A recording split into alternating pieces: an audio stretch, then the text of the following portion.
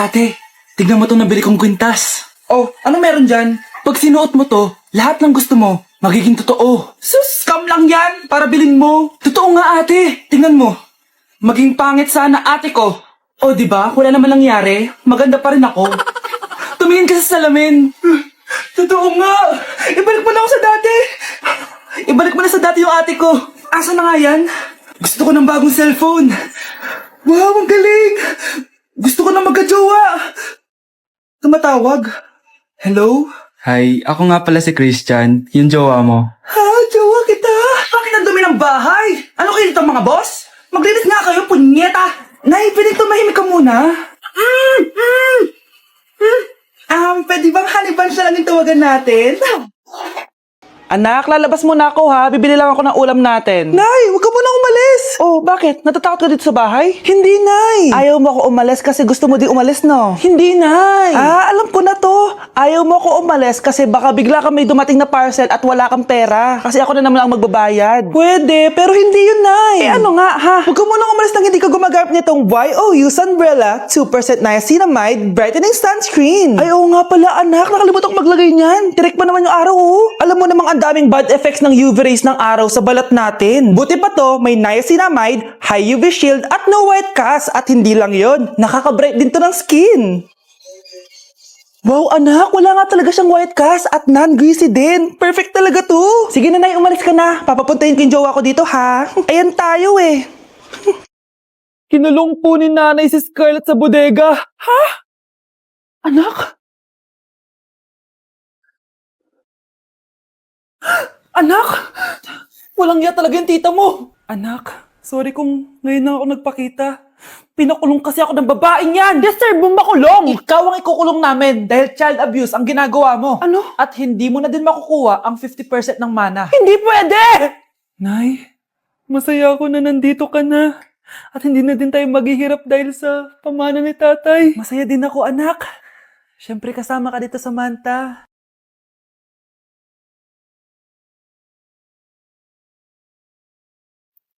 Ano ba? Bakit tawag ka ng tawag, ha? Oo, wala silang kaalam-alam.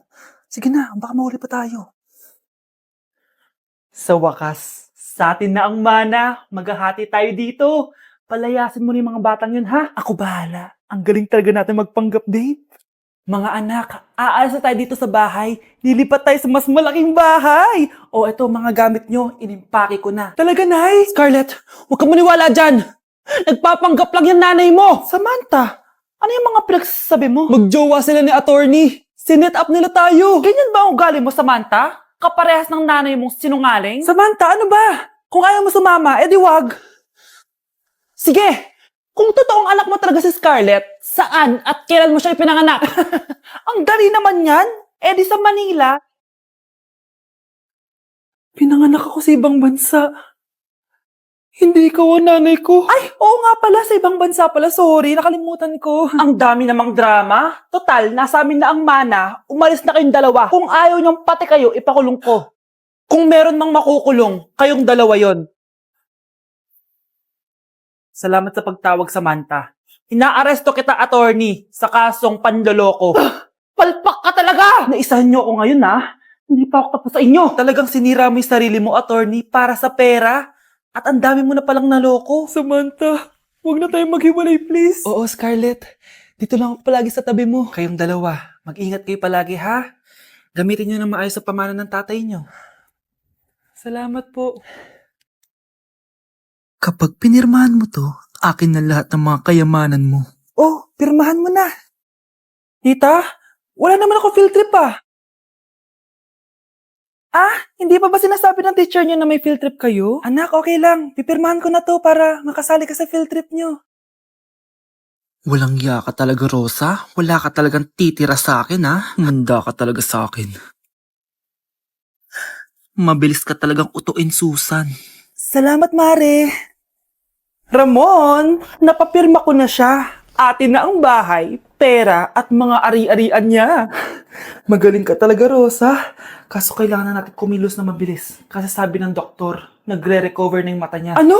Kaya bukas na bukas din, papalayasin na natin sila. Total, nakuha na natin ang gusto natin. Nay, bakit mo pinirmahan yun, ha? Maliban natin kung ano nilalaman ng papel na yun. Huwag kang mag-alala, anak. Malapit nang matapos ang maliligayang araw ng tatay mo at ng kabit niya. Tita, bakit may dala kang maleta? Aba, syempre. Lilipat na ako dito sa bago kong bahay. Ano? Tay, ano ibig sabihin nito, ha? Nakalagay dito sa papel na pinirmahan ng nanay mo na amin na tong bahay, mga sasakyan niya, at ang mga pera niya. Napakahayop nyo! Bakit ang ingay? Ano nangyayari? Nay, kinuha na nila lahat sa atin! Ayan, magsama kayo mag-ina. Ngayong nasa amin na ang lahat, pwede na kayong lumayas. Ramon, magsa-celebrate tayo, ha? Ang galing nyo din, no? Ha? Nakakakita ka? Bago kayo mag-celebrate, i-check nyo muna kung pirma ko ba talaga yung nakalagay dyan. Hindi pwede to. Tay. Attorney, kita mo naman kung ano ginawa na tong dalawang to, di ba?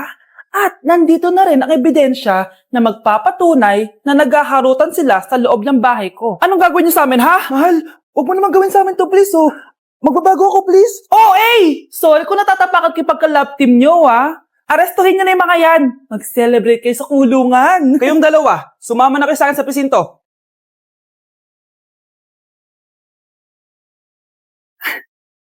Nay, punta tayo sa mall. Wag muna ngayon, anak, ha? Madami kailangan na tapusin na trabaho si nanay. Sige po, nay. Palagi nilang busy si nanay. Ako na lang mag-isa lalabas. Diyos ko po, nung oras na. Di pa pala kami kumakain ng anak ko. Anak, anong gusto mong ulam? Nasaan na ako? Hala, si Teddy na dumihan na. Ano yung gumagapang? Anak! Pumunta yun. Mare! Yung anak mo! Oh, Mare! Nasa inyo na naman yung anak ko? Pasensya ka na, ha? Makulit talaga yun. Mare! Patay na yung anak mo! Natagpuan nilang wala ng buhay kasi natuklaw siya ng ahas! Bakit di mo siya binabantayan, ha? No? Anak? Hindi. Anak? Ma'am, wag po muna tayo lumapit. Iniimbestigan pa po namin yung bangkay. Anong bawal? Anak ko yun, oh!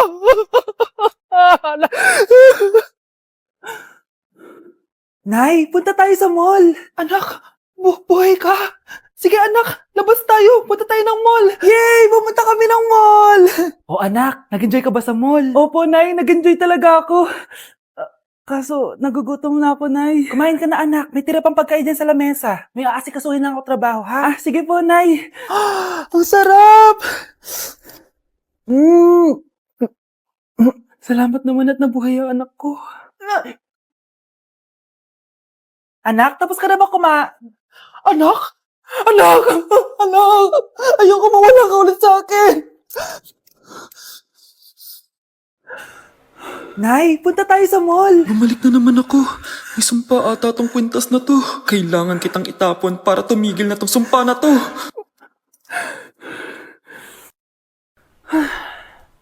Teka, kwintas ba yun? Sino naman nagtapon nitong magandang kwintas na to? Sayang. Akin na lang.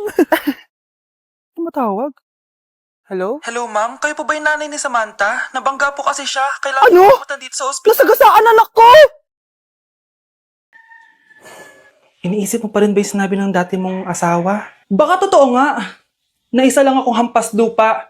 Na hindi nagaganda ang buhay. Ano ka ba? May anak ka na umaasa sa'yo. Tsaka, magkakatrabaho ka na, di ba? Hindi ko na alam. Sobrang bigat na. Pero salamat, Susan. Napagaan mo loob ko.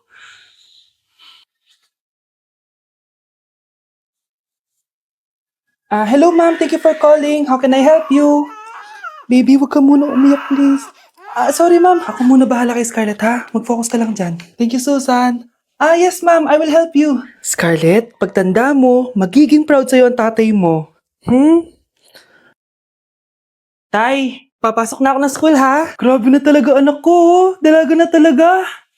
Proud ako sa'yo, anak. Mas proud ako sa'yo, Tay. Kasi kahit sobrang hirap ng buhay natin dati, nakaya mo. O, tignan mo, manager ka na ngayon. Lahat ng ginagawa ko, anak, para sa'yo lahat to. Naku, ang sweet naman na magtatay. Sana, ikaw na lang naging nanay ko, Tita Susan. Ha? Ano ka ba, Scarlett? Oh, sige na, malilate na pala ako. Bye tayo, bye, Tita. Hi, first day of school. Sana maging masaya tong chapter ng buhay ko. Kailangan may picture ako. Hoy, cellphone ko! Kala mo ba makakatakas ka? Balik mo yan. Miss, cellphone mo ba to? Cellphone ko. At doon nagsimula ang kwento naming dalawa. Sa susunod kasi, mag-ingat ka.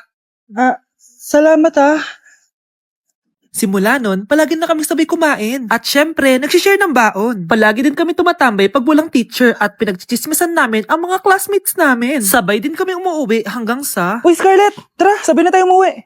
Sige, tara. Kunin ko lang yung mga gamit ko, ha? Oh, kanino galing yan? Eto, binigay nung crush ko. Wow, ganda. Oh, tara na, uwi na tayo, ha? Di na pala ako sasabi umuwi. May gagawin pa pala ako. Sige na, ha? Hoy, sabi mo sabay tayo umuwi.